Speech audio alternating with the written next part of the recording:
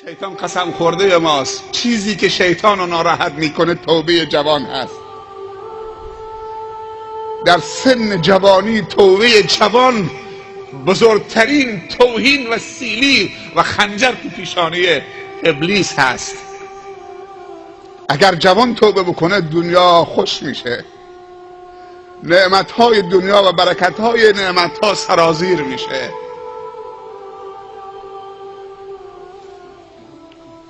چون جوان توان گناه دارد.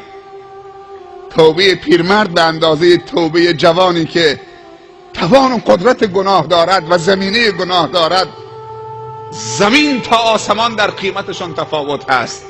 گرچه خداوند همه توبه ها تا قبل از اینکه زمان توبه مسدود نشده باشه، وقت خاص نرسیده باشه، توبه پذیر است و ما قبل توبه را می آمرزد. التائب من الذنب کمن لا ذنب له. چرا همش صحبت توبه میکنیم؟ در نماز جمعه گیادون صحبت از توبه کردیم. بعد از زلزله 6 ماه پیش جزیره قشم و زلزله پی در پی و متواصل این جزیره، احساس نیاز شدید به توبه می شود. مثل که نیاز حالی ما فقط توبه نصوح هست که همه دست جمعی توبه بکنیم تا نظر خدا را نسبت به خودمون مثبت بکنیم. ولو ان اهل القرى آمنوا واتقوا لفتحنا علیهم برکات من السماء والارض. اگر اهل روستایی و قریه یا جزیره‌ای یا قومی یا ملتی دو صفت داشته باشند، ایمان به خدا، ایمان صادق داشته باشند و تقوای خدا و ترس خدا تو همه زمینه‌های زندگیشون جریان داشته باشه، ما میگیم تقوا فقط در مسجد از خدا بترس. در مسجد آدم خوبی میشیم، روز جمعه در نماز عید آدم خوبی میشیم، در نماز 5 وقت آدم خوبی میشیم. از پله مسجد که بیرون آمدیم تمام شد دیگه، رفت. تو تجارت خانه که رفتین، به گفته یکی از دوستان میگه اگه تو بازار امروز دروغ نگی نمیتونید جنست به فروش ببرید. مال حلال میگه جمع نمیشه، باید قسم بخورید، خدا وکیلی بگید، خدا رو از بایی بیارید پایین تا بتونید 1 متر پارچه بفروشید، تا بتونید کلاه سر مردم بذارید و پول رو جمع بکنید. اون پولا مسمومه، خون رو آلوده میکنه، نطفه رو آلوده میکنه، جنین رو آلوده میکنه، نسل بعدی رو آلوده میکنه. اونایی که سر سفره پدرشون با اون پول مینشینن و تغذیه میشن همه آلوده میشن. کاری نکنید که در توبه رو مسدود کنید.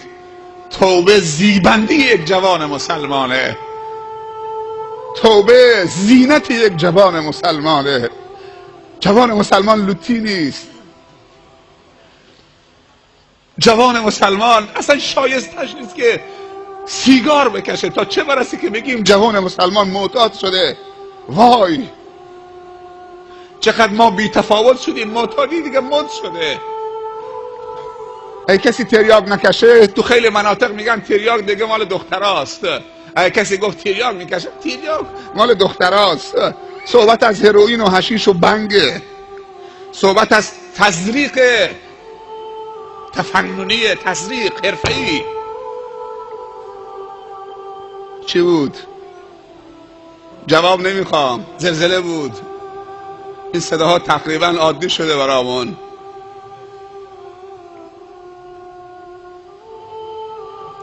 این صداها ما رو نمیترسونه، این که زمین به لرزه ما میترسیم. هیبت خدا داخلشه.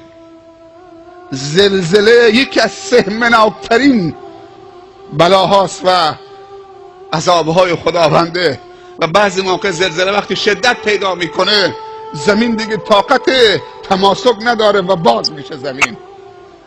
خداوند قدرت‌های عجیبی داره، هر کدومش در جای خودش مهیب هست و هیبت داره و پشت مرد که غرش میکنه در اوج اقتدارش در دنیا و تکبر به خرج میده در مقابل خداوند، واقعا میلرزاند. هیبت خدا نمیشه با شوخی کرد، معصیت خدا نمیشه با شوخی کرد. معصیت رو به شوخی نگیرید. هر شوخی میکنید بکنید، اما با معصیت و گناه شوخی نکنید، با جهنم شوخی نکنید، با خشم خدا شوخی نکنید. خداوند رحیم و رؤوفه و رحمان و تواب و کریم و ستاره و غفار الذنوب و غافر الذنب. خداوند مهربان هست، بندگانش را دوست دارد و دوست ندارد که بندگانش را عقاب بکند. این بندگان هستند که خودشان را عقاب میکنند و خشم خدا را به جای رحم خدا برای خود و خانواده خودشون احراز میکنند.